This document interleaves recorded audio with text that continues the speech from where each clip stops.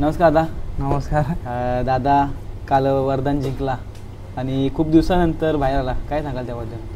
खूप दिवसानंतर त्याची सराव त्याचा आणि व्यायाम चालूच होता, पण बैलाचा आता व्यवस्थित आम्हाला वाटला आणि बऱ्याच दिवसानंतर आम्ही अड्ड्याचं नियोजन केलं. मग कसे काय निर्णय घेतला घरची गाडी पळवायचा? एक काल गाजवला शंकरने, दोन्ही बैल एकत्र आणली.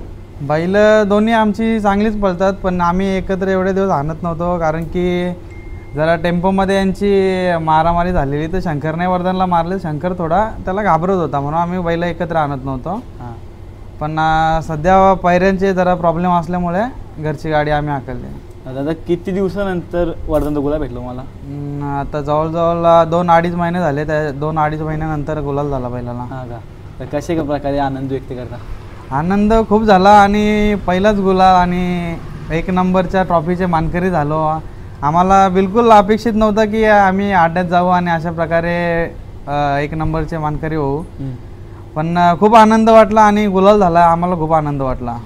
दादा आता वरदान दिसत नव्हतं मैदानामध्ये, पण पैऱ्याला अडचणी येतात की नाही त्याला?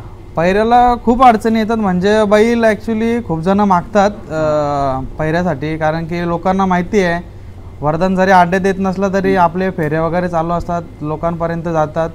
पण आम्ही पण विचार केलेला की चांगला मोठा नियोजन करूनच बाहेर निघू, कारण की बारीक गाड्यांमध्ये खेळण्यापेक्षा चांगला नियोजन करू.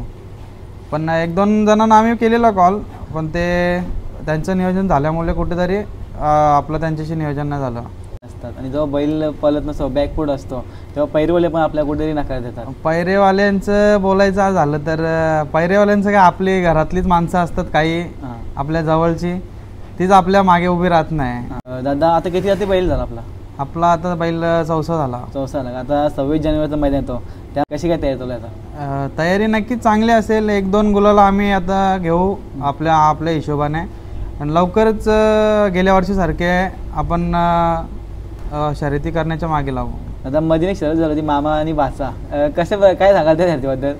ती शर्यत नसून एक प्रकारे आमची घरच्या गाडीचं, म्हणजे घरच्या बैलांच्या फेऱ्यांच्या हिशोबाने आम्ही गेलेलो. शर्यत वगैरे असं काही प्रकार नव्हता, पण एक मस्ती, मजा मस्ती गोट्यावरती एक, आणि पब्लिकला मनोरंजन म्हणून आम्ही ती शर्यत केलेली आहे. ती शर्यत मला तुम्हीच जिंकली होते, काय सांगाल त्याबद्दल? ती शर्यत आम्ही नव्हतो जिंकलो.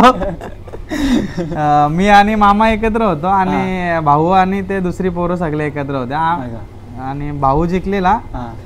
पण ती शर्यत काय, दोन्ही पहिलं गोट्यातच आहेत, एकाच गोट्यात आहेत, त्याच्यामुळे ती शर्यत नव्हती. तर एक आम्ही दोन्ही वासरांना एक पैरा करून फेऱ्याच्या हिशोबाने गेलेलो. तर आता तयारी कशी करता आपण? तयारी सगळी व्यवस्थित चालू आहे, त्याला पावणे फेरे सतत चालू आहेत. आणि काल त्याचा स्पीड बघून आम्हाला खूप आनंद वाटला, आणि आम्हाला जास्त आनंद असा वाटला की भिवंडीमध्ये गेल्यावर सगळे आम्ही नुसतं फाटी दाखवायला बैल नेलेलं, तर सगळे वरदान करत खूप अभिमानाने आमची मान उंचावत होती. आणि शर्यत झाल्यानंतर आणि शर्यतीच्या आधी पण खूप लोक फोटो काढायला येत होते. म्हणजे आम्हाला कुठेतरी वाटलं की अजून पण वरदानचं नाव तसंच आहे, कोणाच्या मनातून उतरलेलं नाही किंवा कमी झालेलं नाही. वरदानची जागा आहे तिथेच आहे. आता परत एकदा शंकर आणि वरदान पळायचं आपल्याला? पळू आम्ही नक्कीच, गॅपने पळू. जेव्हा पण आम्हाला वाटेल की हे योग्य वेळ आहे तेव्हा आम्ही एकत्रच गाडी पळू. दादा आता सांगत आहे आपले बैलगाडी येतात ते, म्हणजे एक जुनी जनते खेळाडू आपले विष्णू मामा, ते आता आपल्यामध्ये नाही, त्यांच्याबद्दल काय सांगाल?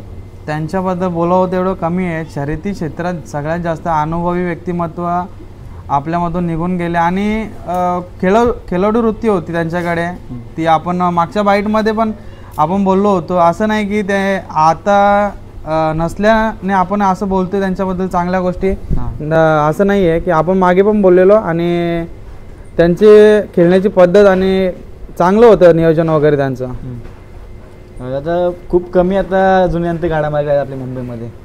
मुंबईमध्ये खूप आपले गाडा मालक अनुभवी आणि जुने आपले जे वरिष्ठ होते ते आपल्यामधून बरेच चांगले गाडा मालक निघून गेलेले आहेत, आणि कुठेतरी आता ते बैलगाडा क्षेत्रासाठी कमतरता भासत आहे त्यांची. आता सगळी नवीन पिढी शर्यत क्षेत्रामध्ये उतरलेली आहे, त्याच्यामुळे ती मजा जी जुन्या लोकांना खेळताना यायची ती आता तेवढी वाटत नाही आहे.